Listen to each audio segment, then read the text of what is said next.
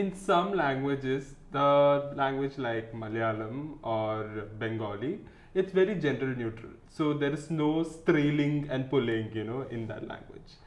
But when you literally translate that language into English in Google Translate, the if it's like, for example, nurse, then she is a nurse. Or if it's a doctor, he is a doctor. It's strange, isn't it, when an artificial language is actually checking about gender neutral terms.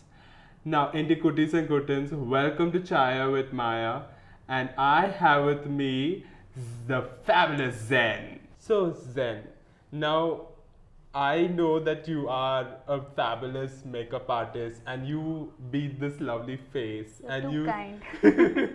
and you style me, but I would like to know more about you. Okay, to start with, I spent a lot of years in my life where I wanted to do everything but couldn't because society, you need one job, etc. But a while back, I made the decision to break free of that chain. So now I do everything. Okay. So that's a short description about me. Okay, so what led you to have the change? There must be some, like I'll tell you, for me, I was an HR professional, and then suddenly I came to know that I was having a disconnect with that particular job. And that led me to like doing content writing, being into PR, being into marketing. So what led to that change for you? I always liked arts and crafts, honestly, and I always wanted to do that as a kid. I never really had friends. So very healthy childhood.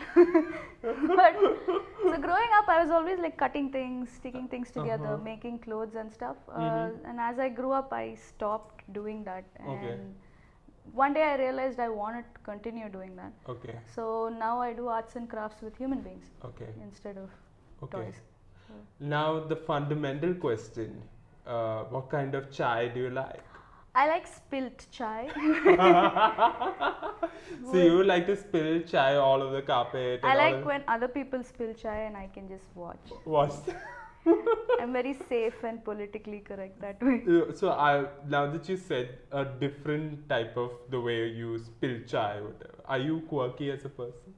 I don't know, you tell me. I think I'm very normal, but then, I guess to mainstream society, most of us are quirky because we look or talk differently.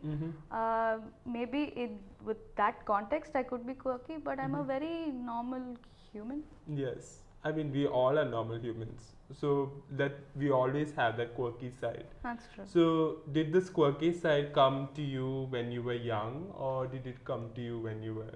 Sort of, I think. When I was growing up, I used to think I was a tree person. Tree? Yes. Okay. I did not believe I belonged to my parents. I always thought I was,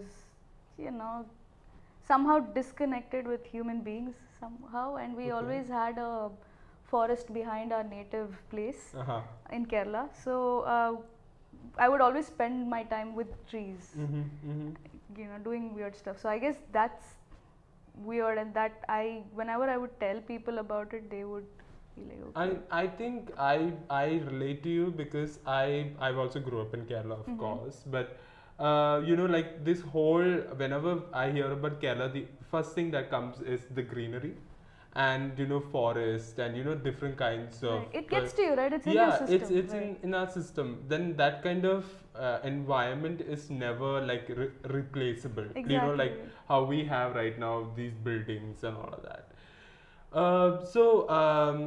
What do you identify yourself as in terms of sexuality wise? Honestly speaking, I don't identify. I think that's my thing. Because I spent a lot of time, the journey we go through before you come out or before you realize what you are. So in that journey, initially I used to think I was the same, thing that we go through because I'm biologically female. I thought I was lesbian initially, bisexual. But after identifying with each of these things, I disassociated with it because it didn't feel 100% whatever. So I guess I'm sexual. That's pretty much it. I don't I think. like that term, being Yeah, sexual. let's Like, my why do you have to even put yourself in a so box? yes, guys, my sexuality is sexual. Yeah. So, what were you like when you were a kid? Was there? You told me that it was all about trees. It was all about. But do you think there was a lot about, you being sexual in you as a kid? Yeah. I was a pretty, I guess, like I said, a weird kid because a lot of what I did was in my own head. Mm-hmm. And growing up in South India, there was not a lot of access to the things that Western kids have. Mm-hmm. Porn, for example, I discovered it very, very late in life. We all do. Yeah. I discovered it, I think, when I was late teens or something like that. Yeah, something like that, Yeah. right? So I wasn't very sexual as a kid. I was very experimental. Mm-hmm. I didn't know if it was in a sexual context. But Mhm. now that I think back, I don't think I can really release information about some things that I've done as a child. So, Ooh. ooh. More to come if you invite See, me on season 2. I'm going to be very open here. Like because I used to fantasize about men a lot. I used to draw, their outline. Yeah, and like the typical male or something like that, and so I used to do all that sort of. At what age did you? I think I was, 14 or 15. Right. And I used Teenage to hormones. yeah, right, so I was like drawing men, Hmm. and I used to hide it from my mother because she used to think she'll think that I'm some crazy fool or something like that. I was scared, basically. So did you have some sort of, A similar thing. yeah. So with me, it's more textual. Oh. I So are you the Mills and Boons of LGBT community? Oh God, no. Mills and Boons is trash, you guys. Stop reading it. So, I like textual chemistry. Okay. So, initially at least. So, I used to read a lot, and again, no access to anything. So, I used to write a lot of erotica, and then stash it away and read it after a year, so it felt new. Do you still have that erotica with you? I had a few copies in college, Uh-huh. and then my roommates discovered it. After which I had to have like a bonfire and throw In them front away. of them?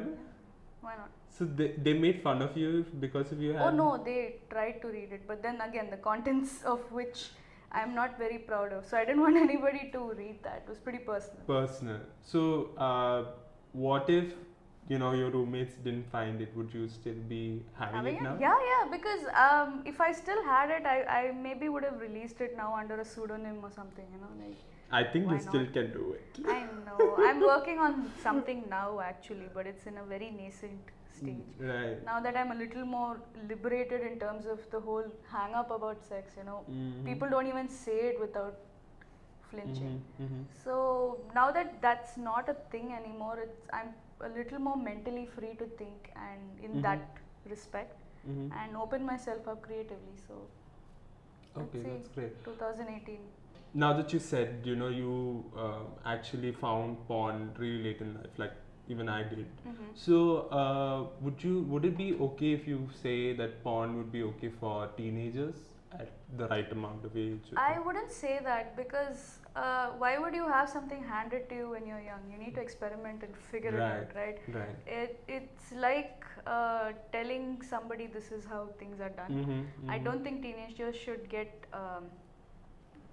sexual ideas from another source. I think it should be from their own From head. their own head. Sex ed, however, I think is very important. I mean, you've Yeah, seen what's happening. I think sex education is really important at this stage because we have people assuming a lot of things, and just by looking at movies and looking at movies that actually give out the wrong message, and it's through that they get wrong ideas, and that is what is happening in the society.